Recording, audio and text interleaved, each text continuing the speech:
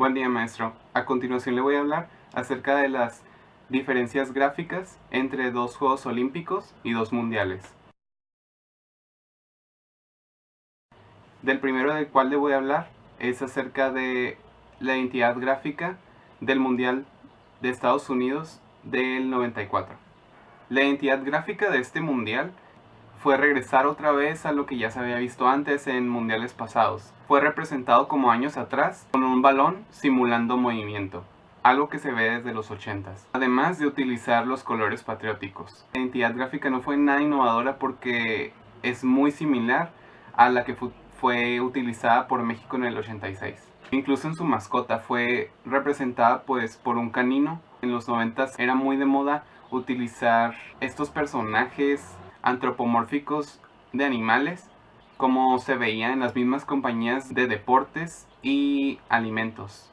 Y estos fueron los 90s, la era del color se desata, contrastes ricos en las composiciones, muy distinta a lo que podíamos ver, como los colores sólidos y los grises que se podían ver en la publicidad o en las identidades gráficas de los 70s y los 80s. Aquí nos encontramos con una publicidad rica en color y dinamismo, dejar de representar a nuestro país en la identidad gráfica y sin que falte la bandera del país como un elemento gráfico en la composición. A continuación le voy a hablar acerca del Mundial del 86. Es la que voy a comparar con el Mundial del 94 por Estados Unidos. Para la identidad gráfica del Mundial del 86 fue básicamente el mismo proceso creativo, mandar una convocatoria y empezar a recibir distintos diseños y pues mediante eso se hizo filtros y una selección muy intensa. Entonces básicamente fue seleccionado dentro de varios estudios, ¿no?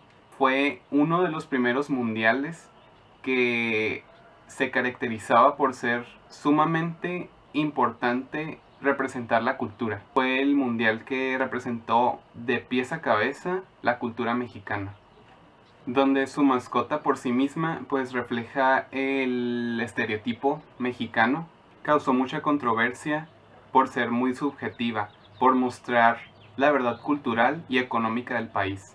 En cuanto a su logotipo, nos encontramos pues con los primeros en utilizar el efecto del movimiento con líneas y superposiciones.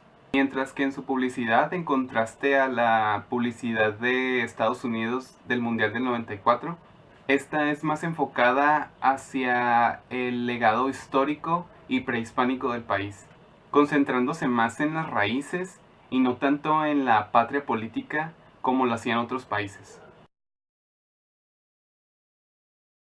Bueno, la identidad gráfica de Beijing en el 2008 es básicamente representada por el Pekín, el cual fue representado pues con un estilo que hiciera referencia a los sellos tradicionales de la cultura china. Este gráfico fue utilizado en la mayoría de la publicidad de este evento. A diferencia de 40 años atrás, en los Juegos de México nos encontramos con esta nueva tendencia en la que ellos no solamente utilizaron una mascota, sino 5 diferentes. Cada una representaba uno de los aros de los isotipos de los Juegos Olímpicos, además de un elemento y un animal distintivo de la cultura oriental, como por ejemplo el animal rojo, el cual era llamado el Juan Juan. Este representaba pues la llama olímpica y la pasión por el deporte.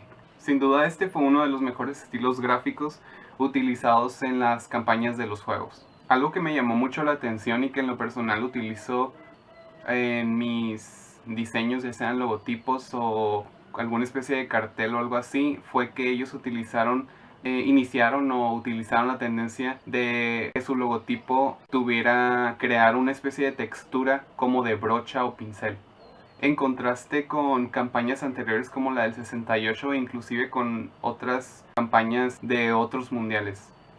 Pude notar que la identidad gráfica de Beijing del 2008 fue fue una identidad gráfica muy notoria, muy marcada, muy pensada, y quién mejor que hacerlo que Gu Shoning, ¿no? Para concluir, hablaré acerca de los Juegos Olímpicos de México del 68. Este fue un año muy importante para el diseño gráfico, Estos Juegos Olímpicos marcaron el inicio del diseño en el país y su desarrollo como tal. Al ver la necesidad de la falta de estudios y escuelas de diseños en México, México tuvo que recibir o buscar el apoyo extranjero para llevar a cabo la campaña, y debido a los buenos resultados que esta campaña dio, se logró cimentar el diseño gráfico en México. Ahora en esta campaña logramos ver cómo el logotipo es más geométrico y está inspirado en los aros del isotipo de los Juegos Olímpicos, al utilizar la unión de curvas y líneas para crear pues la palabra México.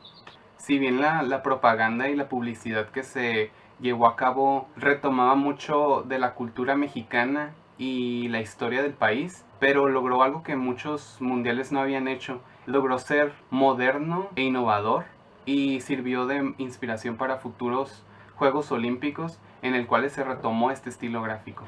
Para concluir, nos encontramos con los últimos Juegos Olímpicos, de los cuales no utilizaron mascota representativa para el evento. Simplemente era la elaboración de su logotipo y su campaña publicitaria. Y el diseño fue creado por tres mentes brillantes del diseño gráfico, como lo fueron Lens Women, Pedro Ramírez y Eduardo Terrazas.